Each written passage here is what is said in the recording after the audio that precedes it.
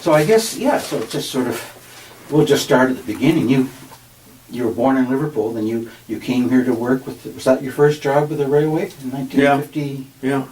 And when was that? Pardon? What year was that? 1950. 1950. September the 24th, 1950. Okay. I got my seniority date. And you started as a fireman. Yeah, fireman on the steam engine, And which was a good job, but very interesting job. If you can consider shoveling coal an interesting job, yeah. but it was, because you had to keep your steam up. Some engines carried 200 pounds of steam, and some engines carried 180 pounds of steam. And depend what engineer you were with as to how hard you worked. Some folks you didn't have to work very hard. Why would that be? They wouldn't have as much steam. Well, they seem to be able to get over the road easier than with less steam Mm-hmm. than some of the other fellows. Mm-hmm. Why would that be? Would that be they'd be able Well, to handle the throttles on that better? Or No, it's you think it wouldn't make any difference, the same road bed? what we refer to as hooking up. Your forward gear and then your reverse gear. But when you're going forward, if you move it towards reverse, it shortens the piston strokes. And that's how you got your speed. In the cylinder, shorten the piston stroke in the cylinder. And that's how you got your speed going. Okay. And some fellows could do that easier than others.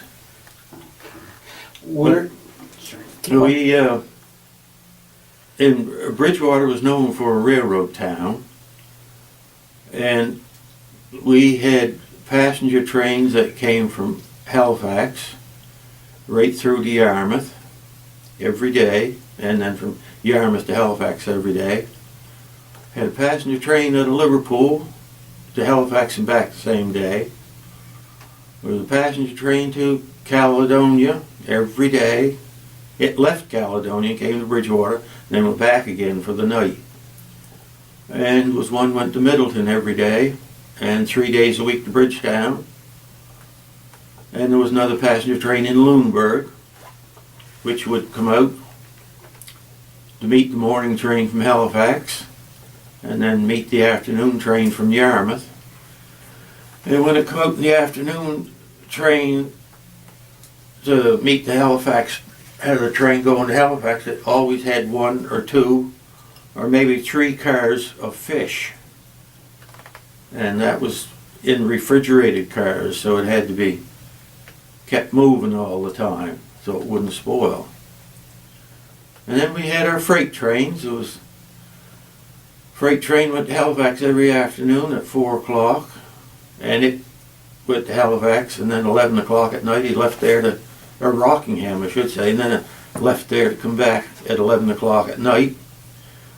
And then there was another train, freight train, that left in there every morning at 5 o'clock, come to Bridgewater. And then there was a freight train every day to Yarmouth except Saturday. And that would go down one day and back the next day. From Bridgewater. From Bridgewater, yeah. Yeah. So we had a lot of jobs in Bridgewater. And Now that freight train from Bridgewater to Yarmouth, would that take cars that came out from Halifax yeah, and take them on down through? that's I forgot about that freight train. He left Bridgewater 4 o'clock in the afternoon. He went to Rockingham, and they left Rockingham 11 o'clock at night to come out. Mm-hmm. And then I think it was 5 o'clock in the morning, the one from Yarmouth would start picking up his stuff from the one that came for Halifax, and head for Yarmouth. But the most of his train would be going to Brooklyn to the Mersey Paper. Mm-hmm. It was Mersey Paper at that time. Mm-hmm. Then it changed to Bowwaters. Mm-hmm. We used to haul a lot of pulpwood to Mersey Paper. A lot of pulpwood that come out of Caledonia, Middleton, and come down Halifax. And I guess that was it, yeah. You mentioned a passenger train that went from here to Middleton, and you said 2 days a week it went to Bridgetown? Bridgetown, 3 days a week, Monday, Wednesday, and Friday. Okay. When That would Rich- be, that would still be the same the same train. Yep, the same train, Turn off in Middleton and go to Bridgetown. Yeah, and Come back. passenger train, yeah. Mhm. Now, would that go on the same tracks as the Dominion The Atlantic? no, No? no, that, you branched off at Middleton. And you had your, I mean, they were more or less run parallel, Mhm. right to Bridgetown, but, no, you had your own track going down there. Mhm.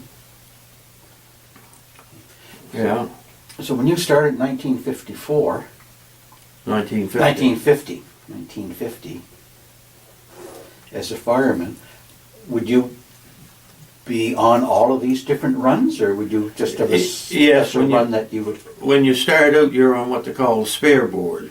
Mhm. And the names are all listed, and as that fellow comes off, everybody moves up. That fellow comes off, somebody else moves up.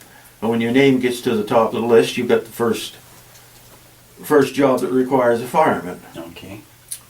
And the engineers, what we call the spare board, the engineer spare board work the same way. Mhm.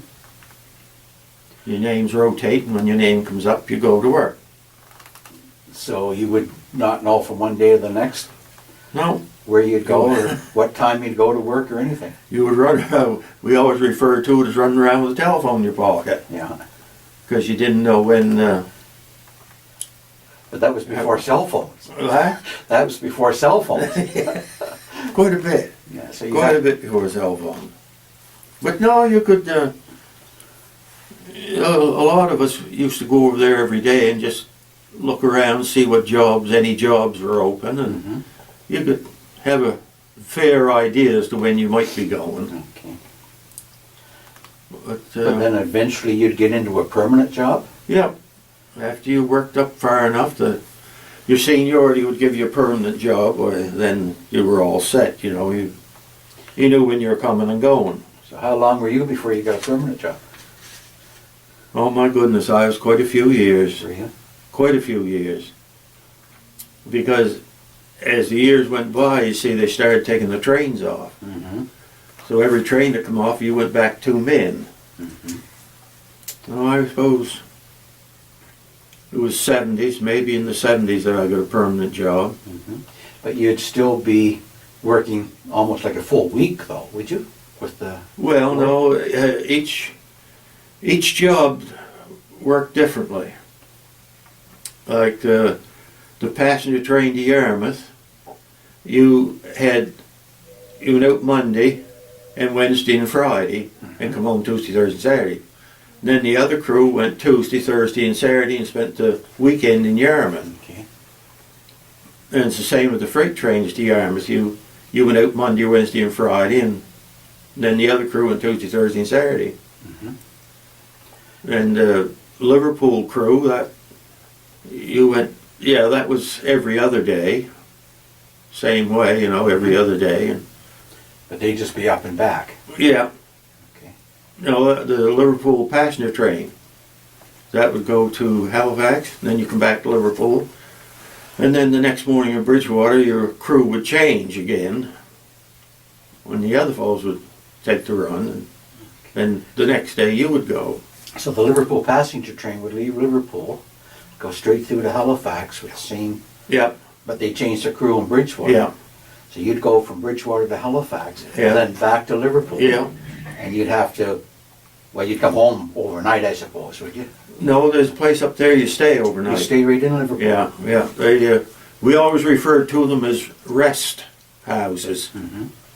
And they had refrigerators and stoves and beds, and somebody always there to keep them clean and that sort of It thing. was right at the station. No, yeah, it was over beside one of the freight tracks Mhm. over there, kind of out of the way. Mhm. Yeah. So how much coal would you have to shovel in a day on one of your runs? Well, if you were When going you to started, Yarmouth, yeah. if you were going to Yarmouth, you would take, I think it was 4 or 5 ton at Shelburne, and then that would take you to Yarmouth. Mhm. And then coming home was the same thing. You put coal on at Shelburne. But how many ton, I really couldn't tell you. The only thing I know is it was 4 or 5 ton they put on, so. So you use up most of that, would you, in a round trip? Yeah, Yeah. yeah. And just be one fireman. Yes, oh yeah, oh yeah. Yeah, that's all you needed. Yeah. Yeah. It was a real good job, real good job. But you shovel that by hand, by Yeah. shovel. Yeah. Now and again you'd get a stoker machine Mhm. that you just sit back and turn valves, and Mhm. the steam would start a worm going, bring the coal up, and more steam in there is spread it all around everywhere. That would be a pretty, but not every train would be like that. No. We hit. It was the last. I would say the last 5 or 6 years before the diesels came that we had quite a few stoker engines. Quite a few. But you were an engineer by then, were you? No. You're still far. Well, qualified. Yeah. Qualified, but I didn't have enough seniority to Okay. be an engineer. So No. you'd still be on the both boards then. Yeah. So if a fireman's Yeah. job came up, you take that today, and if an engineer's came up, Yeah. at the top of the list tomorrow, Yeah. you'd go out as engineer. That's if they had nobody else around. Yeah. Oh yeah. Yeah. But did you always want to be a trainman, or? Yeah. Always did. See, my father worked in the railroad there in the station in Liverpool. Did he? Yeah. Okay. He moved down there in 1929. That's when Bulgar was a Mersey paper was built, Yeah. and that's when they put the track down there Mm-hmm. as far as Liverpool. And then later on, it went from Liverpool through to Yarmouth. So you lived near the station there too, didn't you? Yes. Yeah. Yeah, So you grew up around trains and new trains. And, yeah. yeah. I didn't want to do anything else but that. And what were the old steam engines like? Pardon? What were the old steam engines like? There was a change in the engines from when you started until you finished with the steam engines? Oh or no. They were built and that was it. They ran the same steam engines. They didn't. Yeah. They, well, no, not the same ones. No. There was different classes. Like the ones that would go to Caledonia, Middleton, and Lunenburg were small engines. Mm-hmm. And then there were another class that was, well, I'll say medium, that they worked the way freight jobs. And then there was the big fellas. They were on the fast freight trains to Yarmouth and Halifax. And then the passenger trains had a different locomotive again. They were built for passenger. And they were high speed, they were built, and the way they were built, they would go fast. So the passenger train and the freight trains were separate trains at one time. Oh yeah, oh good gosh, yes. Yeah, we had like when I started, there was a first class train that left Halifax and went to Yarmouth. Absolutely no freight on it. Mm-hmm. And then of course, as the years went by, what? Passengers dropped off and everything else dropped off, and they started putting freight on it. And that was the end of it. That was the end of it. Yeah, that was the end of passenger train. About how many engines would there be in Bridgewater at the time when you started? Oh my goodness gracious. Well, you had to figure 3, 5, 6, 7, 8, 9, 10, 11. Oh, there'd be at least a dozen. At least 12. Mm-hmm. Yeah, at least 12. And they'd be, Because there had to be one for every job. mm-hmm. And they'd be of the three classes, the heavy ones and the. Yeah. Yeah.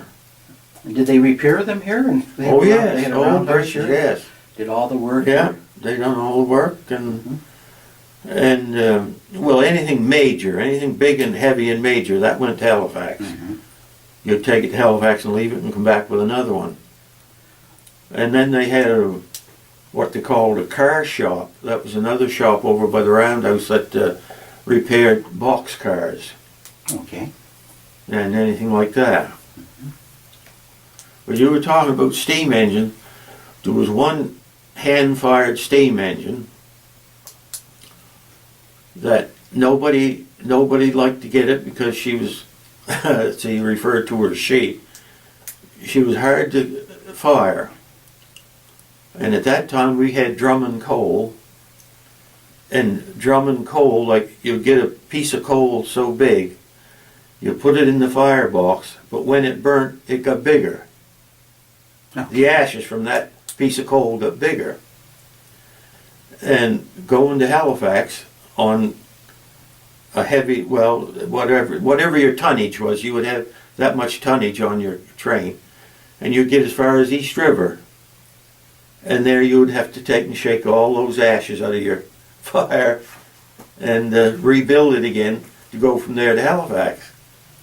But there was one week during Christmas tree time, when they were shipping a lot of Christmas trees, I got that same engine 5 nights in a row to Halifax. Well, I was getting so mad at the end of it. Why I got that engine 5 nights in a row, I don't know. But you had to work when you had that one. Uh-huh. So the other one, Yeah. so you didn't have to make that stop in East River. Oh yes, oh yeah. Oh, you Well, did. East River was a place where you filled up with water. Okay. Yeah. Oh yes, everybody stopped at East River Okay. because you couldn't make Halifax. So what drum and coal was That was coal that was mined in Stellarton. Uh-huh. And I think, yeah, it was a Drummond mine. That's why it's called Drummond Coal. So, But now, if you've got Sydney coal or Spring Hill coal, oh, it was just a breeze because it was so hot. Mhm. And it burned up to nothing. And that you got some of that stuff where you didn't have to work very hard. And that would all come into all the places where Shelburne and Bridgewater by train? Mostly Halifax. Mostly off. Yeah, mostly Halifax, yeah. Because they had to have good coal in there for the passenger trains. Okay. And why Well- Shelburne? Because that was sort of part way between Yep. Bridgewater, that's why you had to stop Yeah. at Shelburne for coal. Yeah, stop in Shelburne, put the coal on. And then Now- when you got to Yarmouth, they would fill it up again, and Mhm. so on. Now, would that come into Shelburne and Yarmouth by boat? No, No, that would, the train. no, we'd haul it down there. Haul it down, yeah. And they had tubs, what we call tubs.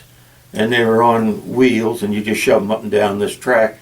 There was one man they had hired there, and it was his job to keep those tubs full of coal all the time. And when you hauled up there to get coal, you would have to hook the air from the engine up to a cylinder. And that's how they raised these tubs to dump them in the tender, was the air in the cylinders. And that man, that was his job every day. He was there filling up these tubs. But yeah, we'd haul the coal in there. Now, who kept track of it when they need more, I don't know. Yeah, So that was a pretty busy time when you were first starting. it was. It really was. Yeah. There used to be a- 1955 was the busiest year in Bridgewater for freight cars going through the yard. Is that right? There was one man who looked after that. Laurie Mailman was his name, and that's all he done was keep track of the cars coming and going, box cars and everything else. And 1955 was the busiest year they ever had. Why would that be? Just because of I the don't know. volume? I don't know why it And was. what kind of freight would be going through there? Paper from Mersey, Well, Mersey paper and lumber? some lumber, yeah, coming and going. And, just general freight, you know. All the fish from Lunenburg? All fish from Lunenburg, yeah, and then Lockport, that was fish. That would all But I mean, those were those were things that went, but I mean, it wasn't the majority of those things. It was just general freight. Mm-hmm. Anything you want to mention. So, a fireman on the train, do you have other jobs to do? No. Just did the, Yeah. nothing but do the, Yeah. what they call. Unless your engineer wanted help doing something, which was, he never did unless you had a breakdown. Well, then you'd have to get out and help him. And what would the train crew consist of? Would be you, fireman, the engineer? Fireman, the engineer, and 2 brakemen and a conductor. Even on freight trains they had Yeah. conductors? Yeah. Oh, yes. Oh, yeah. What would a conductor do on it? Well, I think a conductor is a guy taking tickets. Well, yeah, that's him as well. But no, he would get all his papers from the station, and then he would give them to the brakeman. Well, the brakeman would look over these papers. Then they'd have to go here and get a car, and go there and get cars and put them on his train, and make up the train. You see. And then the conductor, it was up to him to get the train orders from the office and deliver them to the engineer. Of course, then they had to synchronize their watches to make sure they knew what was going on when it comes to when you're run by schedule. Mm-hmm. And how was the schedule? Pretty good? You used to? Yeah, but the only people that run on the schedule was passenger trains. That's it, yeah. Freight trains never run any schedule because they were stopping here and stopping there, and you know, that sort of thing, and you got behind, and well, you never picked up the time you lost. I used to make up these freight trains in Bridgewater here. Would the big engine do that, or would they have a yard engine then? They had a yard engine here, but the yard engine only worked 6 o'clock in the morning till 2 o'clock in the afternoon. Other than that, you had to make your own train up. Okay. Yeah. Like the ones going to Yarmouth, those fellows, I think those fellows were ordered for 5 o'clock in the morning. And by the time they got their train made up and everything else like that, it would be 6 o'clock or more before they get out of Bridgewater. Mm-hmm. Well, you see, they run on a schedule.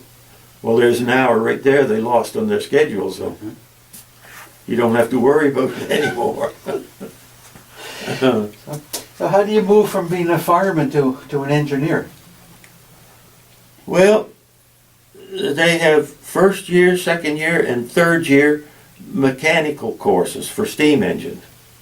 Okay. And we had the fellows that hired on the same time I did, we had our first year mechanical done, and we was going for our second year mechanical, and they called it off because the diesels were coming. Well, the diesels didn't require anything as far as running rods and all this sort of stuff, because they were diesel electric, and you couldn't touch anything, so they had how many horsepower? A 1,200 horsepower diesel engine, and I forget, then they had a huge, great big generator. The diesel run the huge, great big generator, and that produced electricity for the wheels. Well, then you advanced, and next thing you knew, your seniority would let you go driving. So, So when did you get your ticket as an engineer? You started in 1950? No, we had our first year mechanical in 1950, and then they didn't bother with us because they knew they wouldn't be using us until 1960. Mm-hmm. And then what they referred to as writing up. You had to write your rule book. Mm-hmm. And when you were a fireman, you wrote a B rule book. And when you got to be an engineer or conductor, you wrote the A rule book. And you had to pass those, because that's where the instructions came as to what you were to do and what you can't do and everything else. Mm-hmm. Going down the road. Yeah. And then we forget about the section crews. They were the men that kept the track up. Mm-hmm. And there was a lot of those. Well, every 12 or 13 miles, I think it was. Then there was a section crew, and they run, and then the rest of the fellows took over. The section crews would be the ones that would have the trolleys. Yep, yep, I remember seeing them. yeah. It was 5 men to a crew, Mm-hmm. and they would keep the track fixed up. And Mm-hmm. That would be quite a few crews between here and Yarmouth. oh my goodness, yes. Oh gracious, yes. Yeah, well, And they'd be working every day. yep, yep. Every day except Sunday, Mm-hmm. until the 40-hour week come into effect, and they weren't working Saturday. Oh, they replaced the ties on the track. Yeah, that was their job. And Rails. Rails? Yeah, and rails would break, and that would they? pardon? The rails would break, and where? Yes, yes. There was, no, every now and again you would hear tell of a broken rail. Mm-hmm. And of course you'd have to wait till they got it fixed up before you go over it. Now, in 14 miles, there'd be enough work to keep a crew of 5 going. Oh my gosh, Is yes. that right? Mm-hmm. 'Cause they put the Yeah. cinders down between the ties. Yeah, and that. yeah, ballast they call Ballast. it. Yeah, yeah. You see, depending on the weather, and sometimes like the end of a tie would wear out and we got a hole. Mhm. Well, then when you come along, you would feel that hole, and they would feel it too on their trolley. So they'd stop and raise that up and pack the gravel in underneath it again. You would be that sensitive with one of those big steam engines, Oh my goodness, yes. the noise and vibration and everything, You would feel the to hole. feel the holes Yeah. in the tie. Is that Yeah, yeah. amazing? Yeah. And the bridges, they'd be responsible for bridges and No, that was another outfit. okay. That was another outfit called Bridge and Building. They looked after the bridges and all the buildings. Mhm. There was quite a few of those fellows. There must have been, at least 15 in that crew. They'd be in They- Bridgewater as well. No, they had their own private cars. There would be a dining car and a sleeping car, and then a tool car. Mm-hmm. And they would go from place to place wherever they had to go to work. Mm-hmm. And that's what they did. They looked after the bridges and looked after the buildings. I remember as a kid growing up in Liverpool, there was one of those trains there by down on the waterfront. Not the tracks going down to the fish plant, but the one going into Stenpro. Yeah. That was there. Must have been for almost 6 months. That they were there doing some kind of a work. Seemed like a long time. Of course, I was a Oh, kid. they rebuilt that whole wharf Is that what they did? going down Nickerson's fish plant. Yes. Yes. Oh, yes, yes, yes. They had to drive new piling and I don't know what all they And did. that was the railroad that. Yeah, did yeah, that. yeah. That was the railroad. Yeah, yeah. Because I used to go down to the cook cart, because the cook would always have fresh cookies and everything. So all the kids would go down there once a day and he'd feed us all cookies. Yeah. He was there for a long time. Yes, they were. They were there pretty near all summer, Yeah. if I remember. Yeah. Uh, Now, when you started, I got a note here, 1954. You started, would have been the Halifax and Southwest, and then it became the CNR in 1954. no, it was CNR. It was the CNR then. Yeah. Okay. Yeah. It, well, I don't know that part of it, whether it started out Halifax and Southwestern or not. It might have, and then CNR bought it. I don't know. But when you started in It was 1950, CNR. it was CNR. Yeah. Yeah. Yeah, CNR. So what was the difference between working in the steam engine and working in the diesel cars? Night and day? The steam engine you worked, and the diesel you didn't. that would be the difference. I mean, nothing to do in a diesel. Not a thing. Would they still have an engineer and a fireman? Oh yes. Oh, yeah. In 1955, they wanted to do away with the firemen, and the union got after them, and the union won. Mhm. So that's the only reason I kept my job. Mhm. Because, I mean, it was rather silly for the railroad to want to get rid of the firemen, because where are they going to get their engineers from Mhm. if they got rid of the firemen? Mhm. It's like today they're taking brakemen.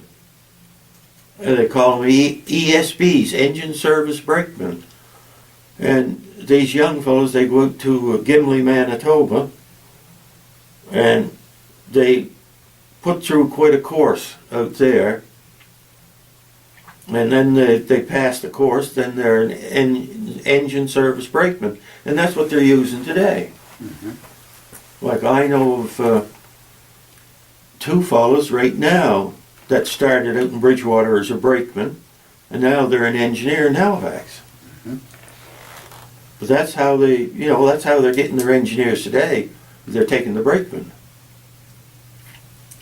They don't need two brakemen anymore on a train. It's just a conductor and one brakeman. Mhm. And an engineer And an engineer, yeah. to run the whole train. Yeah, and no caboose on the tail end of it. What was Take what was the purpose of the caboose?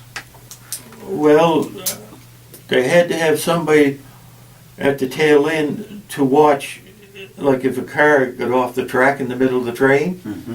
they would see that as they're going when they look out the back of the caboose. Mm-hmm. They would see everything all tore up and dust and everything else, you see.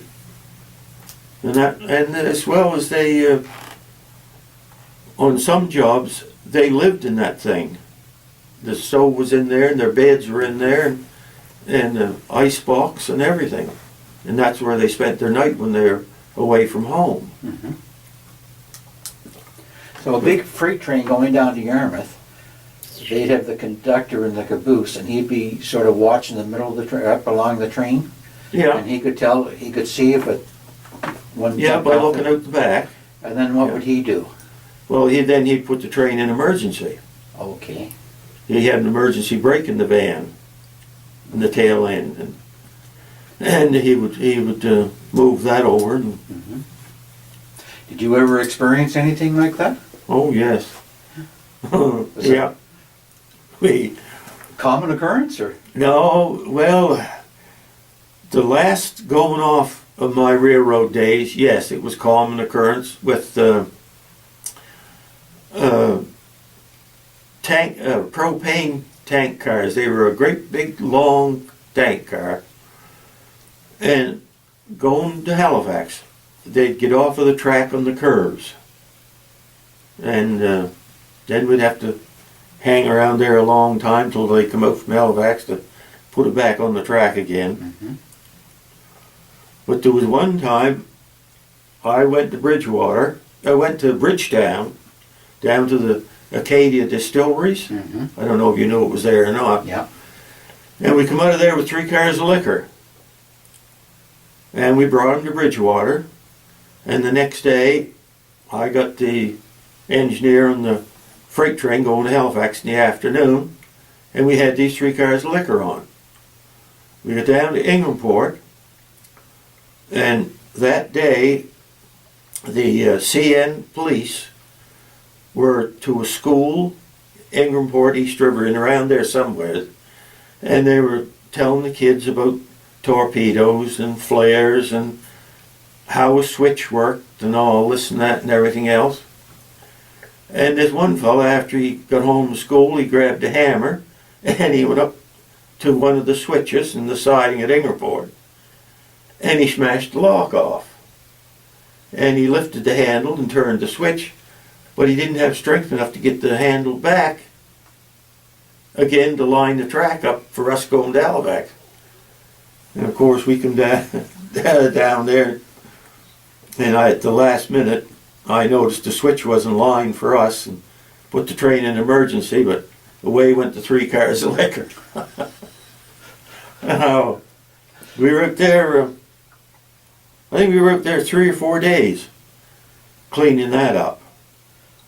Wouldn't that be a mess? Oh, A lot of scavengers running up too? I declined to answer. I can imagine it, if I want to. Yeah, they had to bring the crew out from Halifax to bring the crane and the crew that do that kind of work to get the. See, we had the engines. We had two engines, and they were jackknifed. So that one fellow was going straight, and the other fellow was way off to the side, jackknife. Well, it took them quite a while just to get that other engine straightened out. Mm-hmm. Any other disasters like that in your career? Well, no, we were another one which really wasn't bad. It was a steam engine, and we were in Brooklyn, and we got off the track going in one of the sidings. We were what they call dropping cars by. The cars that were in back of you, Mm-hmm. you wanted to get them on the front of you, so you would start them, just get them moving, and then they'd pull the pin and away you would go down in the siding, and they'd run by you. Well, we got off the track going into siding there in Brooklyn, but that really wasn't too bad. A little scary at first, not being used to it. And I wasn't on very long when that happened. So you're still a fireman? Yeah. Oh yeah, that was a hand-fired steam engine. Yeah. Now you mentioned the signals going into Ingrimport. Now that would be one of the things that you'd have to do, the switchers at all the yards and the stations and everything, there'd be a system to those so that you could go straight through? No, they were all hand operated. Hand operated? Yeah, hand operated. See, if they were lined up for the main line, they'd be locked. Mm-hmm. Well, this kid smashed the lock off. Okay. And he picked up the handle, and I suppose he moved it, but he couldn't get it back and the handle down to line it up again for the main line. Okay. And when we come there was a track going here and a track going there, and we went down the middle. No track. Okay. So they'd all be lined up right from Yarmouth to Halifax for the main line. Oh yeah, oh yes, oh But yeah. then if you wanted to go off into Shelburne or somewhere, Yeah, you'd have to get off, stop the train and get off and change it? yeah. Oh yes, that's it. And that would be the brakeman's job? Yeah, that's the brakeman's job, yeah, that's right. Any work that had to be done, well, it was up to him to. Okay. So then you change it, put you through, then you have to put it back to the main Yeah. line again? Okay. Yeah. Now what was the flagman's job? Is he the same as a brakeman? Or is that a different? Well, I just don't know exactly what you're referring to, but the flagman, he, on the train, if you had an accident and there was other trains due in the opposite direction that you're going, he had to go out and stop them. Okay.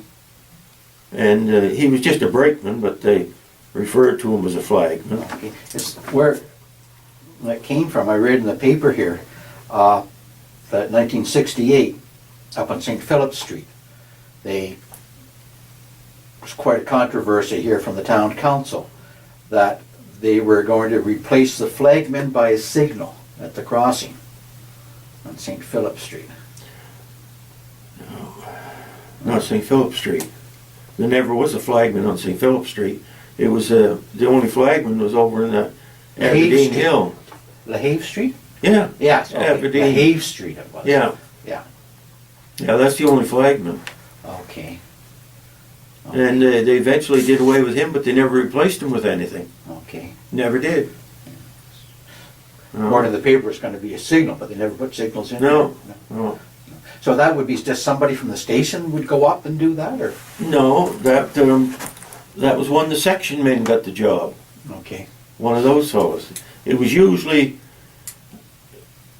somebody that got hurt bad and couldn't do anything else, so they give him the job as flagman there in the crossing. Okay. Now he'd be there all the time? 8 hours. 8 hours, yeah. He went to work 6 o'clock in the morning, worked till 2 o'clock, and then the other fellow went from 2 to 10. Okay.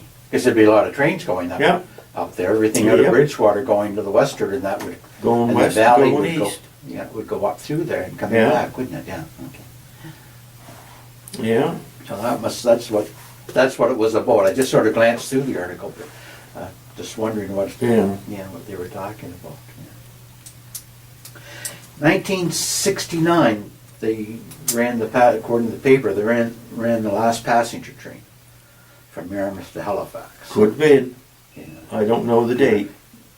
Do you remember the last passenger train running, or? No, really, I don't. No, I really wouldn't have- don't. You probably didn't work that one then. No, I didn't. No. Seemed to say there wasn't much fanfare about it. It just ran, No, there wouldn't be. and everything stopped from then on. In 1969. I remember at the end of the Second World War, there was a German submarine that surrendered in Shelburne. Mhm. And come to find out, there was a minister, United Church minister in Bridgewater, by the name of Reverend McMahon. Now this is quite a few years afterwards. Mhm. But he was the lieutenant on the submarine that took the surrender from these German submarine mariners. Mhm. And I remember them going through Liverpool on the passenger train. The army fellows, when they got to Liverpool, they jumped off and they were standing guard and Is that both right? sides of the, they were in a coach car all by themselves. Mhm.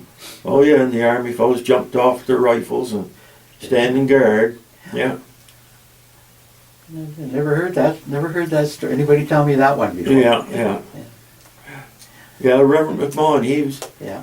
I don't know where we were one Sunday when, and that come about and he was telling us that what he had to do and all this and that. And what was his connection again? He was He was a lieutenant on the on the Navy, in the Navy, and he took the surrender of the German submarine Okay.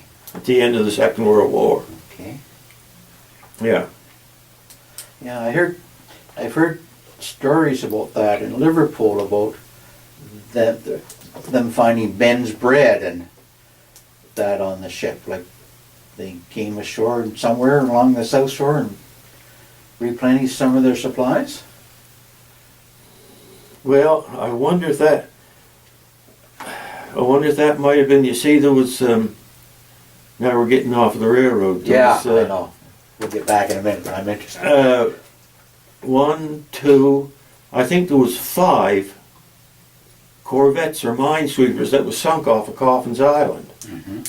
They're in Liverpool, Mersey steel and engine, and got refitted. And as they went out over Coffin's Island, they got sunk. Mhm. Maybe that's where the bread came from. Okay. Yeah. Okay. I remember hearing that story several times Yeah, in connection with that. that could be very well where it came from. Now, my reading also tells me that in 1976 they ran the last the last freight train, or the line from Yarmouth to Liverpool was abandoned. So they must have been still running. 76? Yeah. Maybe the train stopped before that, but they just took the line. I thought, well now if you read it somewhere, you're probably right, but 80s, I thought it was like close to 80s when they took up the line, but maybe not. When did the last train run from Bridgewater? Were you? Oh, good. I retired in October 1990. And September, October, November, December. Maybe a year after that, I think. Just roughly guessing. Mm-hmm. I've been somewhere around 1991. 91, yeah. Okay. Something like that, I think. That was after you retired, Yep. so you didn't Yeah. have to worry about being the last No. engineer out of Bridgewater or anything like that. Yeah. Must have been a sad day though when the train stopped Yeah, running. it was. It really was. Yeah. Yeah, with a young fellow here in town, he was the engineer on that train. Well, he took over from me when he was an ESB, engine service brakeman, but he had seniority down here, and so he took over from me.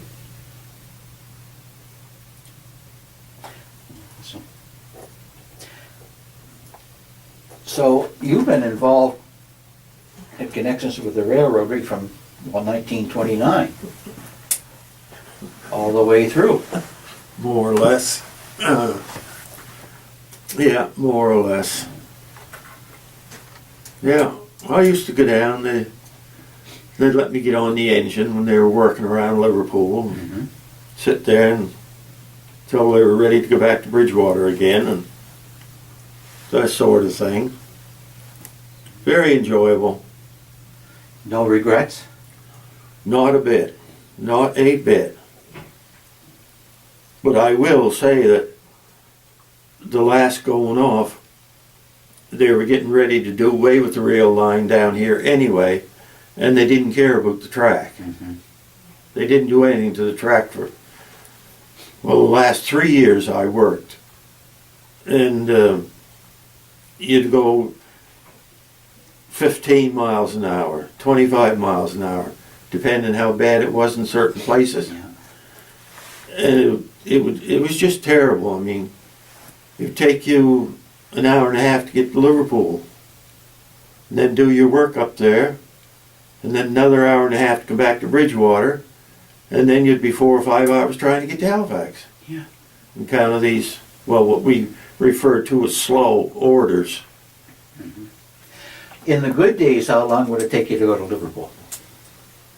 Oh, 45, 50 minutes. Is that right? Yeah.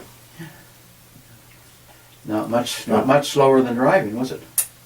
No, In not those really, days? no. It'd take you 35 or 40 minutes to drive the old Highway Yeah. 3 to Liverpool, Yeah. wouldn't it? Yeah.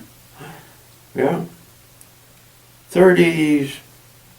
35 mile an hour was the speed limit on the track. Was it? For a freight train. I think the passenger train was 40 at that time. But then you see they had the section crews, and they really were proud of their track if they had it real good. There was one fellow up in the other side of Shelburne, his piece of track, and you could go just as fast as you wanted to, and he'd stand back there and laugh at you, because he knew darn well there was nothing wrong with this piece of track. And he loved to see you go just as fast as you could.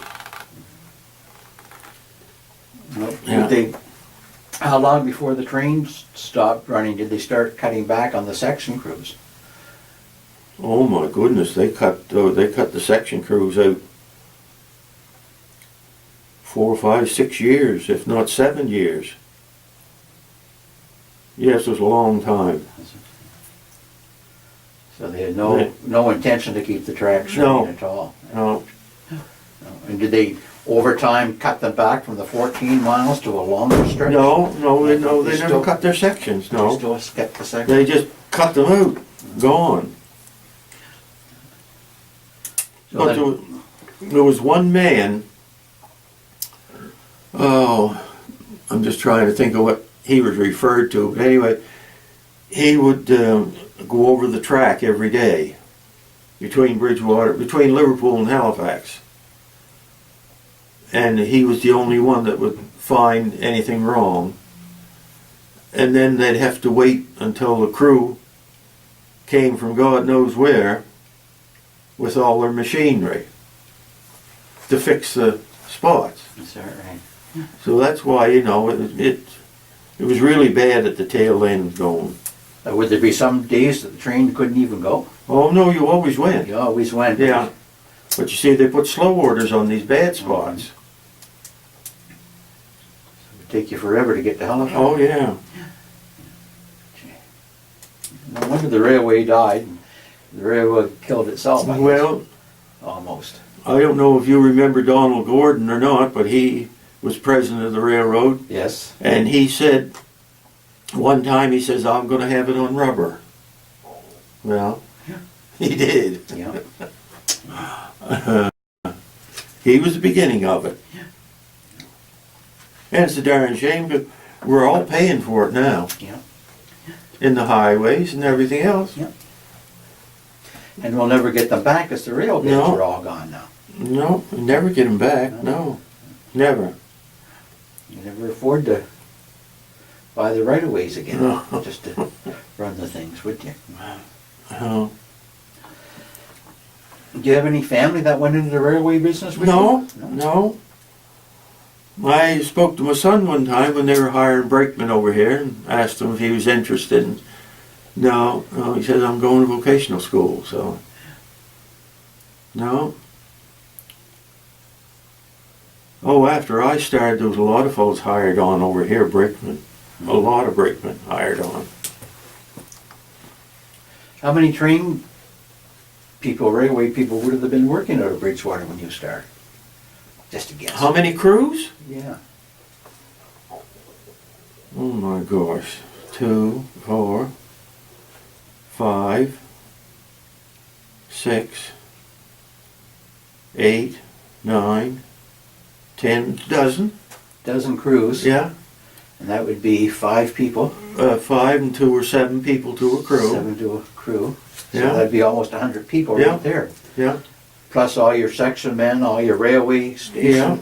And not only that, then you had your engineers on the spare board and your firemen on the spare board. Okay. So there's another. So that 100 would be Dozen. permanent. Pardon? That 100 would be permanent crew. Yeah. Yeah. Plus your spares. Yeah. God, that was a big industry. Oh yeah, Bridgewater was known as a railroad town. Yeah. Till Michelin came. Yeah. Oh yes, it was. It was known as a railroad town. Everybody worked in the railroad. That number of employees would be approaching Mersey, wouldn't they, at their peak? Working in the plant there? Well, I don't know. Pretty close to it. Maybe so, yeah. Maybe so, You take all the yard people in and yeah. station agents and freight people here. And if you had almost 200 on the trains themselves. Yeah. Yeah. Yeah. Well, those were certainly good old days, I guess. You enjoyed them? Yes, yes, they were. I didn't regret one bit of it. Not one bit of it. In fact, I think if I had the chance, I'd get on a steam engine tomorrow and go. Would you? Are you a railroad buff still? Do you have model trains or Oh anything no, like that? no, You're not, no. you're not into that. You didn't care. No model trains. Yeah. No. Model train people are the ones that were never worked for the railway, but would have loved to, I guess. Yeah. Yeah. Do you go on the trains anymore? Do you take train No, trips? Or? we haven't been on the train for quite a while. Yeah.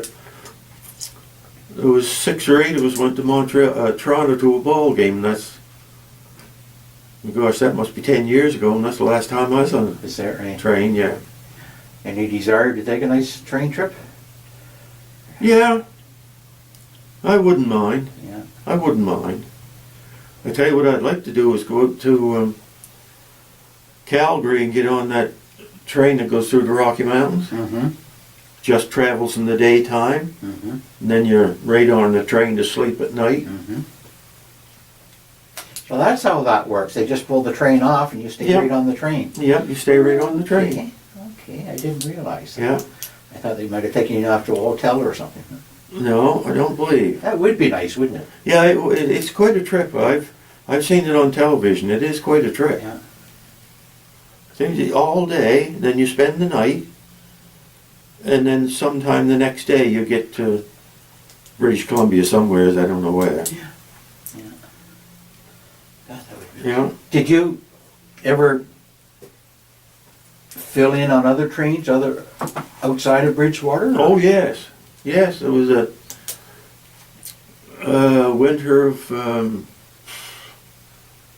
53, 54, 1952, 3 or 4, over in Stellarton. They was busiest year they ever had over there, and they didn't have enough men, and they wanted us fellas to go over there, so we did. There was 4 or 5 of us went over there and worked until there come such a thundering great big snowstorm that nobody could do anything. So they said, you fellas might just well go home. Mhm. So instead of us going home, 2 of us went up the mountain. And they wanted men up there, so we worked up there until it got busy, and then we come back home again. So it got busy in Bridgewater. Where would you run out of Moncton? Well, I had one trip up to Edmundston, and in fact, I was working in the yard there at Moncton, and the engineer, he said, when we get done working today, he said, we'll book so much hours rest. And then he said, we'll catch such and such a train to Edmonton. So we did. And we got up to Edmundston, and we went to bed, and the next day we come back on passenger train. And he said to me, I'll set your jets for you, the jets for the stoker, because it was engines I was never on before. And he left Edmundston and headed for Moncton. Well, you talk about go. Man, oh man, oh man. It was really something to sit in that engine and think that thing is going that fast. Really, really going fast. And that was the best trip I ever had. Was it? Yeah, well, you see, the fellow I was working with, he was a real nice man. Yeah.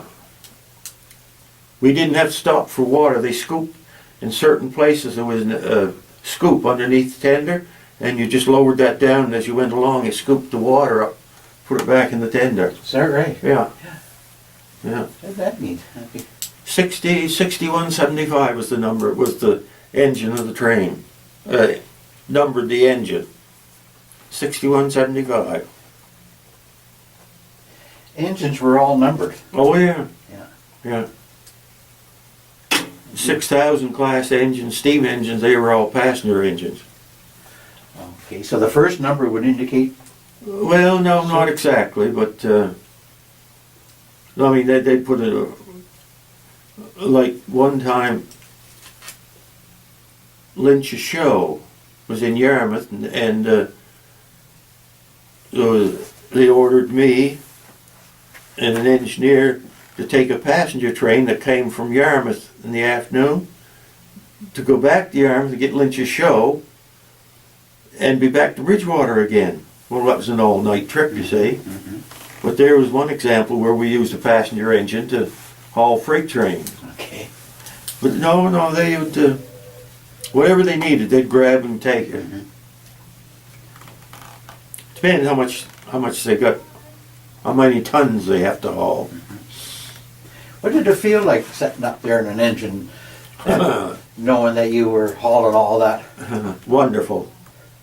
Wonderful. all that power underneath of you, Yeah. pulling all of that stuff? Yeah, it would just feel wonderful. And going out of Bridgewater, no matter whether you went to Halifax, you went to Yarmouth direction, you were going uphill. And they both had big hills. Yeah. And the hand-fired engine, if you get black smoke, you get down, shovel some coal in the fire, and if you got black smoke coming, you knew that you hit the right spots, and it was just, you could almost see your steam gauge rising. Is that right? Yeah. Now, it used to be challenging to, every time you go down and put a fire in, like, look and see if there's a black smoke coming or not. Now, would you have favorite engineers that you'd like to ride with, or? Oh yeah. Oh good heavens, yes. Some were way ahead of others. Oh yeah. Yeah. There were one fellow that I liked the best was a man by the name of Stanley Simone. He was a man from Bridgewater here. He was a real gentleman to work with. Yeah. Of course, then there was Lawrence Copeland. He was good too. He was real good. Yeah. I guess it's like everything that they Yep. some would be nicer to work with, and you'd Some weren't. feel better if you were. Yeah. You knew you'd have a good day if you had the particular engineer. Yeah. Yeah. And would they feel the same thing about firemen? Well, I really don't know. I really don't know about that, but maybe they would. I don't I know. imagine there'd be some firemen would be all sort of different Yeah. capabilities and that too. So how big was the train? Was a freight train from Bridgewater to Yarmouth? How many cars would be on that when you Well, started? that you can't tell how many cars because it depends what's in the cars. Mhm. It's tonnage. Okay. Okay. Tonnage. Okay. Like those at that time, they had the hand-fired engines on that freight train to Yarmouth, and they eventually got these Stoker engines, the bigger engines. Well, they hauled more than the hand-fired engine, the Stokers, because they were bigger. Tonnage-wise, I wouldn't have a clue. Because it was not something that we, on the head end, we didn't have to bother with. They done all that. And Could you tell if you're pulling more or less weight from the amount of Oh, work yeah. you'd have to do and the Oh, steam yeah. you'd use? You could tell if you had a big train on Yeah. or not. You know, like leaving Liverpool, leaving Bridgewater, and going to Mersey Paper in Brooklyn with a train load of pulpwood, you'd only have about 16, 17, 18 cars, that's all. On a hand-fired engine. Mhm. That's all you would have. Mhm. But see, pulpwood is heavy. Now, you'd take that up today, then would you pick up newsprint and bring it back? Yep. Yeah. Would that Well, be? you would most generally get the empty cars to bring back. Okay. Those had to come back too, you see. Okay. Sometimes with some newsprint mixed in with it. Now, would you go into Stenpro? Yeah, I was going down there. Would that be the same trip to? Yeah. That would be the one from Yeah. here to Bridge to Mersey. Yeah, that would be considered an extra train, Mm-hmm. and you would do anything that you had to do. Yeah. You didn't have any schedule or anything. You were an extra train. Mhm. You do all that work when you got to Liverpool. Now, Yeah. Yarmouth, would the ferry from Yarmouth to Boston take rail cars? No, No, that No. wouldn't be. no, they didn't. It would just be industrial stuff or whatever normal freight you take to Yarmouth for use in the Yarmouth area. Yeah, Yeah. yeah.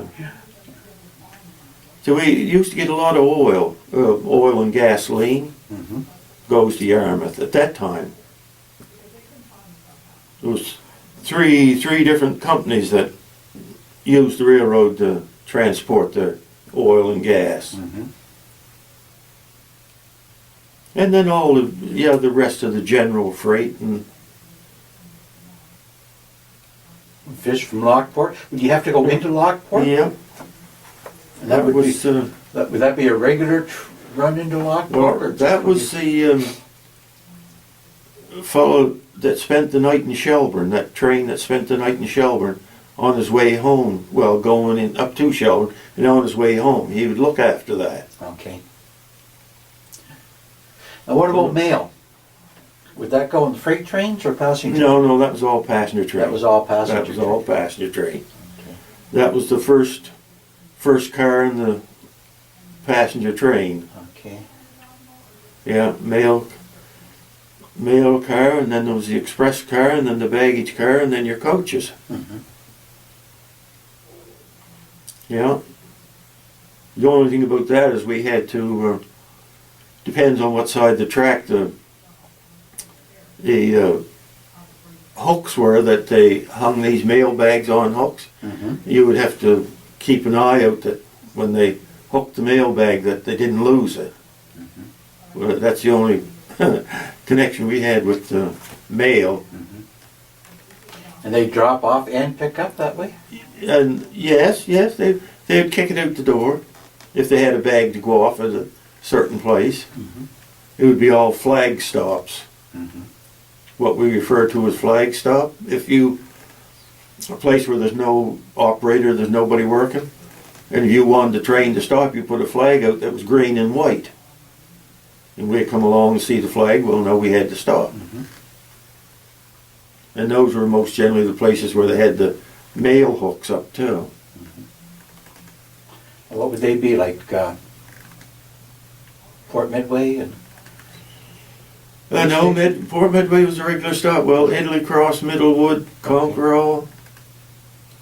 well, all these communities that were along the track had stations or platforms at least to. Yeah, Yeah, there Would was, the passenger train stop for passengers to these places? too? yeah, your passenger train, your first regular stop was Italy Cross. And then you went to Port Medway. Mhm. Well, it was Port Medway in the railroad, but just Medway in the, as far as you Yeah. remember. Yeah. Yeah, then you go to Liverpool. Hunts Point was another, just a flag stop. Mhm. But Hunts Point was most generally the place where you met the train coming from Yarmouth. So you had to go in the siding there and till he went by you. Okay. So you would know that, and that would be. Well, that would be all down on the train orders. Yeah. We'd get orders to leave Bridgewater and go to Liverpool, and then from Liverpool we get more, Okay. and then we get to Shelburne. If there's anything added, why we'd get it there. Okay. And then just go right to Yarmouth. So you'd know if Liverpool would tell you to stop at Hunts Point, Yep. and the guy coming down would get his from. He would get it up Shelburne. Okay. And Oh, he might get it at Port Mattoon too. I forgot about Port Mattoon. okay. Yeah, he might have got it at Port Mattoon. See, between those two trains, their regular schedule meet, as far as timetable goes, would have been Port Mattoon. Mhm. But if the fellow, one of them got late, or well, it'd be the fellow going to Yarmouth. If he got late, then they'd shift it up to Hunts Point. Okay. And if he got real late, it would be moved to Liverpool. But that would all be done on train orders. Yeah, what a exciting time. I remember the train. Of course, I guess I told you in the phone book, taking the passenger train over to Wolfville, and a whole full day trip from Liverpool to Yep. Bridgewater to Middleton, Yeah. Middleton to Wolfville. Three different trains, and coming back the same way. Of course, then Yeah. they had a nice restaurant here in Bridgewater, the railway restaurant. Oh, yes. Yeah. Yeah, that was good. Whether you went by rail or car to Halifax, everybody seemed to stop here at the railway restaurant in Bridgewater. Yeah. Yeah. A lot of people would stop there. And then you were here when the station burned. When did the station burn? About 1982. You were Yeah. you were still working then. Oh, yeah. Yeah. Yeah. What did they do with the station after? Did they rebuild it, or Tore down. they tore it down? Yeah. It was the Historical Society wanted to keep it. But higher people prevailed and down it came. But that was after the passenger train stopped. Oh, gracious, yes. Yeah, Oh, so- there was nobody in it. Oh, just a Yeah, vacant. it was closed. Okay. Yeah. So the freight didn't need a station? or No, stop no, here. no. Okay. So the freight would just run from Halifax To Bridgewater. to Bridgewater? Yeah, and then go from Bridgewater to Liverpool. But you'd still change your crews here Yep. and everything? Yeah. Yeah, Bridgewater was what we refer to as the home terminal. And you run out of Bridgewater and you come back to Bridgewater. And that continued right up until they stopped the train? Yep. Yeah. But less and less crew, I imagine? Yeah, well, when you see when they stopped the train, like I was the only one, and we were the only crew. I should say that, and I mean we know when we were going to go to work and come home, and I mean we done all the work. There was nobody else. Yeah. Oh, that went on for about last 5 or 6 years. I worked, maybe more. But there was nobody in Bridgewater at all. And then you just run from Halifax to Bridgewater Mm-hmm. with freight? And if we had to go to Liverpool, why we went to Liverpool. Okay, you didn't, not a regular trip to Liverpool? No, just- no. And sometimes we just had to go as far as Conquerall because we had propane tanks to put out for Hebfill. Mhm. Well, then we had to go to Conquerall. And the trains to Caledonia and Middleton stopped many years ago. Oh my gosh, yes. I think the Caledonia, that stopped long before the diesels came. Good. I know it did. Yeah. Yes, well, they took the regular train out of there. Mhm. They stopped the regular train. But then they used to go up there with extra trains. Because there was a lot of lumber and pulp would come out of Caledonia. And then chips too, wood chips. An awful lot of wood chips come out of Caledonia too. That big mill down in back there. Yeah. Yeah, when they had a regular train in Caledonia, as well as Lunenburg, it was nice for the people that lived there, because they leave in the morning, they come back at night and go home.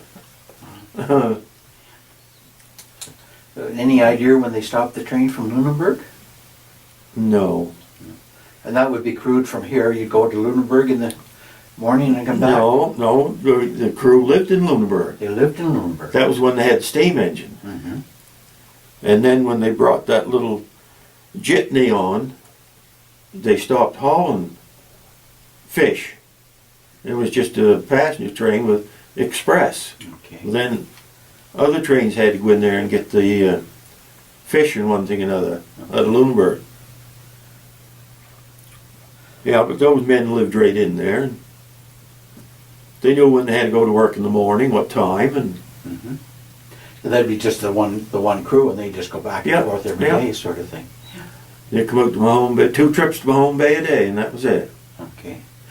To Mahone Bay. Now, why would that be? And that's where they'd meet the other trains? Yeah, Okay. they had their own siding and their own platform. Well, the main line was here, and their line was over here, and the platform in between. So people just get off and walk up the platform and get on the other train. Okay. And the fish they'd bring out, they just put it on the siding there, Yeah, and then you'd have to stop, and put go that get in, that. get that. Yeah. Yeah. Easy to bring it right into Bridgewater, make up your train when you're making everything else up, wouldn't it? No, How long would it? that was what they considered express fish, and it didn't sit around. Okay. It went to Halifax on the passenger train, and it was taken off immediately and put on the passenger trains going to Montreal. Okay. And they took it up because it was rush. Yeah. Express fish. So how long would it take you when you pulled into Mahone Bay to stop your train, pick up the cars from Lunenburg, put them into the train, and then continue on again? Oh, 15, 20 minutes. Is that right? Yeah, it wouldn't be It long. wouldn't be much of a No. that big a job. No. then. It was a timetable stop anyway, meaning that I'll just say, for instance, you arrived there at 3 o'clock. Well, you're not supposed to leave there till 3:30. I'll Okay. put it that way. Okay. Timetable stop. But you were most generally 15, 20 minutes, and then you were ready to go when the timetable said you could go. That would be built into the schedule then, that Yep. stop, so you could. Yeah. Okay. Yeah, everything scheduled along. And if you were late leaving, that made it nicer. You could go faster. Until you made up your time, and then it was, you had to watch your watch before the next place. Well, what's your fondest memory of working on the railroad? Steam engines. Working with the steam engines. Yeah. Yeah. Beautiful things. I loved working with them. Yeah. Well, like they say, people today wouldn't understand it, but steam engine used to talk to you. Honestly, it was good. And you used to wave to all the kids? Oh, yes. My gracious, Kids yes. standing by the tracks and, Yeah. yeah. Remember at home, Yeah. every time the engineer went by, the engines went by, they'd be waving at you. Yeah. Yeah, that was, I never regretted it. In fact, I was kind of sorry when the diesels did come, because I just like steam. Yeah. I didn't mind shoveling or anything else. Cleaning my fire or darn thing. And in the diesel, you just have to sit there and Yeah. turn a few knobs. Is that basically You didn't have to do anything. Yeah. Sit there and talk. Yeah. But a lot of the times you see the engineer would trade off with you. You do half, he'll go halfway, and then you go the other halfway. Well, that breaks up the monotony, Mhm. and that's the way you ended up with the diesels. So what, when you were were you an engineer on the steam engine? No. You were No. just a fireman there. Yep. But what would you do on those when you, I guess, just rest when you weren't shoveling coal, would you? Well, yeah, just sit there, and Yeah. you had to keep your eye on the water in the boiler, Mhm. and keep that where it's supposed to be. So that would be all the fireman's responsibility. Yep. Oh, yeah. The steam and which was produce the power and everything like Yep. that to keep it Yeah. going. And the engineer would just speed it up and slow it down to stop it. Yeah. So you guys were more integral to keeping the trains going than the engineer was. That's very true. Yeah. He didn't go very far if he didn't have steam. And you got to be an engineer, it'd just be like being retired. Semi-retired. Huh? Oh, it was quite an act to run on those steam engines. The engineer, I mean. Mhm. It really was, because you could haul the throttle out as far as you wanted to. But it's where you put the reverse lever as to how much steam was going down the cylinders. Mhm. And like I told you earlier, they were hooking up. Just come back a little bit and back a little bit more, and you could tell by the sound of the steam engine Mhm. whether she was at top-notch speed or not, So they really had a personality of their own. Yeah. Each engine, every engine. And you could tell all of this from them. Oh, very much so. Very much so. You almost didn't have to look at the gauges and that to know what was happening. No. You could tell after a while. And each engine would be different. Yep. Oh, yeah. Each engine would like for you to fire it one way. Fire it, I mean, shovel the coal in. Mhm. You would fire it this way, and then the next engine you got, you would have to fire it a different way. And some engines got more draft up front of the firebox than they did behind. Mhm. And if you got one that had a lot of draft behind, you would just load your back corners and all across the back of it to stop the draft from coming in so far. And then just spread your coal over the rest of the fire, and it would really, really make good, easy steam. So every engine would have its own little characteristic like that Oh yeah, that you'd learn yep. as you went from engine to engine. And when I you got on learned- an engine in the morning, you'd know just what you had to do with that particular engine. I learned what to do with that one engine. I had 5 nights a week to Halifax. Glad to Oh, see that yeah. one go, were you? Well, I'm kind of getting a little tired of it. You see, those were all night trips. Mhm. You might be ordered for 6 o'clock. Well, by the time you got all your Christmas trees gathered up, and you wouldn't get out of Bridgewater before 8 o'clock, and you wouldn't see Bridgewater again till maybe 5 or 6 o'clock in the morning. Yeah. Time you got to Halifax, then you had to go to the roundhouse and get your engine serviced, and then go back out to Rockingham Mhm. and wait for them fellows to fix up a train for you, and then you'd head home again. Mhm. But when you head for home, you were on a straight run. You didn't have to stop anywhere. Only East River to get water. But you were young then, you didn't mind.